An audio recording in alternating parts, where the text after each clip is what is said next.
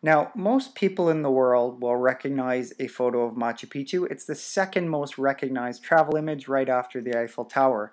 But let me just say that seeing it in the flesh, and if you're lucky enough to see a little fog hanging over Machu Picchu when you arrive, and seeing it disperse and being left with just the most magical vista of Machu Picchu will just blow your mind.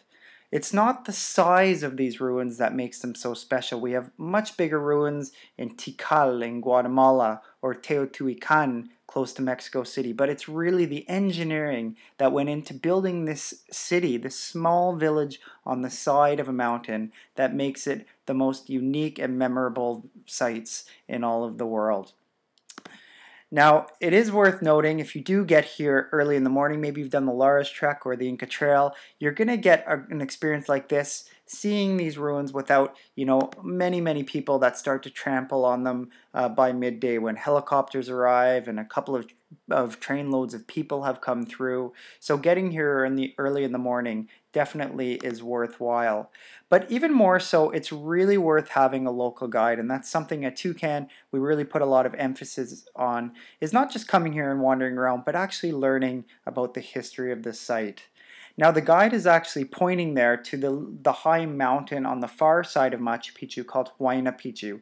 And you can actually climb that mountain if you get there early enough. I know it looks really tough, but it's not as bad as it looks. It takes about 45 minutes to get up there and another 45 down. There's actually an interesting sacrificial site at the top.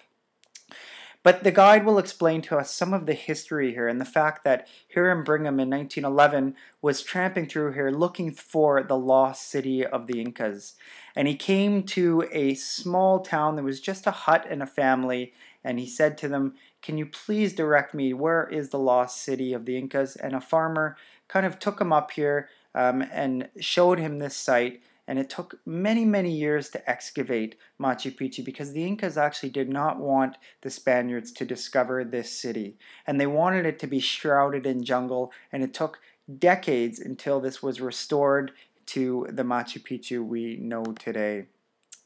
Worth noting though that it's actually not a huge site. People think they're going to want to spend 4 or 5 days here at Machu Picchu. In reality, after about 5 hours, you've done a guided tour, you've had a chance to wander around, you're pretty much ready to go. It's again just the spectacle of Machu Picchu that makes it so very special.